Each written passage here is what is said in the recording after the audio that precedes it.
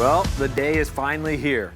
By the time you see me again, that means we would have already taken the pledge, and it's exciting. This Sunday, we will come together as a church and make a financial commitment for the future of our church. And I, for one, am extremely excited. I'm nervous, but I'm excited. And I just can't wait to get into the building program. I can't wait to get into the new building. And I just really can't wait to all the blessing that comes from our new building. And so what I want to do today is I want to take a moment and do a quick recap from this past Sunday, and then I want to end with just a personal challenge to each one of you. So let's begin with a quick recap. This past Sunday, we looked at another example about the generosity of our God. See, what Jesus asks us to do is to surrender everything to Him so that we can experience the fullness of life. See, our culture has it flipped around. Our culture tells us that in order to experience life at its fullest, we need more stuff. So our culture tells us that life equals stuff. So what each one of us does, and this is a natural byproduct of just being people, is that we keep running after accumulating more and more stuff. And we get stuff, and then we look at someone else, and they have something better, and so then we go after what they have. And it's just a natural rhythm of our lives because we think that ultimately, if we have a lot of stuff, then we truly will be happy and less stressed in our lives, feel more content, and just really be satisfied in life. But the problem is we all run in this trap, and we never truly experience contentment in life if we don't first have Jesus. So what Jesus tells us is the answer is not bigger barns, the answer is Him. Jesus is life. He is where life is found. He is how we experience life. He gives us life at its fullest. And so when we surrender our things to Him, in that process of surrendering our things to Him, it is a simultaneous thing. As we surrender, we receive more of who He is.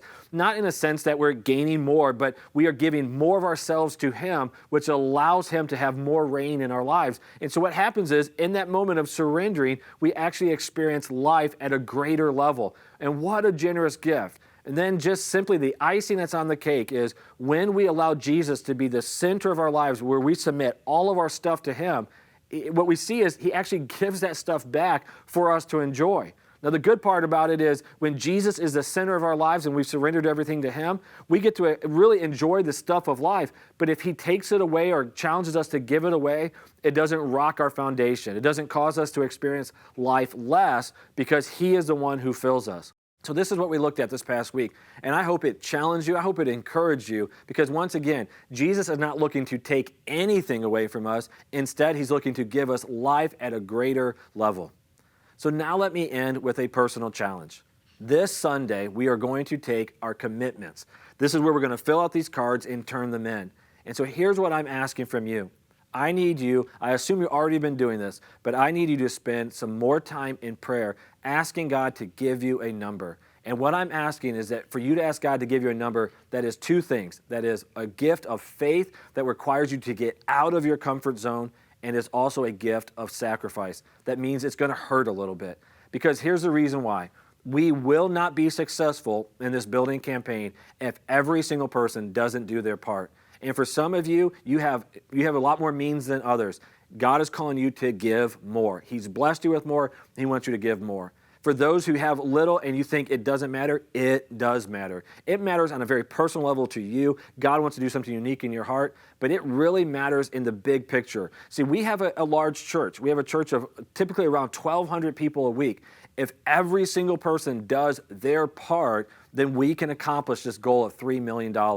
And we need to raise the money so that we can move into our new facility. So I'm asking you, will you step out of your comfort zone? Will you be willing to make a gift of sacrifice, knowing that God is faithful and He will take care of your needs? The most important thing is that you hear from God and that you respond in obedience. I'm trusting in you the same way that I appreciate the fact that you trust in me. I love you. I'm so proud of you. And I can't wait to come together this Sunday as a church body and come together and make our commitments and just see the miraculous things that God will do. Love you. See you Sunday.